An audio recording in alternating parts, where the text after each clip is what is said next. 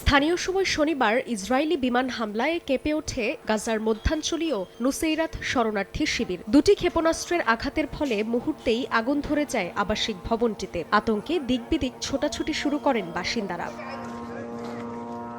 Israeli বাহিনীর বোমাবর্ষণ থেকে বাদ যায়নি গাজার উত্তরাঞ্চলীয় জাবালিয়া আশ্রয় কেন্দ্র। হামলায় একই পরিবারের ১৫ সদস্যের পাশাপাশি নিহত হয়েছেন আরও বেশ কয়েকজন। তবে নেতানিয়াহু বাহিনীর দাবি, গাজায় হামাসের অন্তত ৪০টি লক্ষ্যবস্তুতে হামলা চালিয়েছে তারা।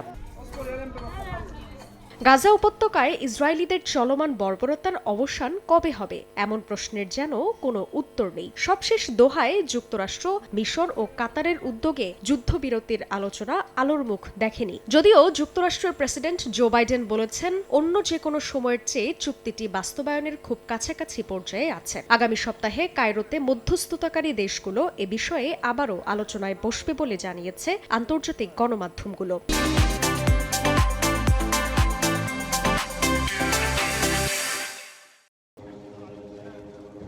তবে হামাসের দাবি, এখনই গাজায় যুদ্ধবিরতি বাস্তবায়নের সম্ভাবনা একেবারে ক্ষীণ।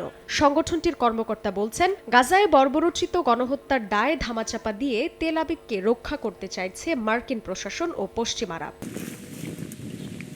এদিকে সীমান্তে পাল্টাপাল্টি হামলায় অস্থিতিশীল পরিস্থিতি বিরাজ করছে লেবানন ও ইসরায়েলের মধ্যে। লেবাননের দক্ষিণাঞ্চলে ইসরায়েলি বিমান হামলায় অন্তত ১০ জন নিহত হয়েছেন। জবাবে ইসরায়েলি সীমান্তে অন্তত ৫৫টি রকেট ছুড়ে হামলা চালিয়েছে লেবাননের সশস্ত্র গোষ্ঠী হিজবুল্লাহ। এছাড়া ভূখণ্ডটির অভ্যন্তরে খোলা জায়গা ও সেনাদের ঘাঁটি লক্ষ্য করে সিরিজ রকেট হামলা চালিয়েছে ইরানপন্থী গোষ্ঠীটি।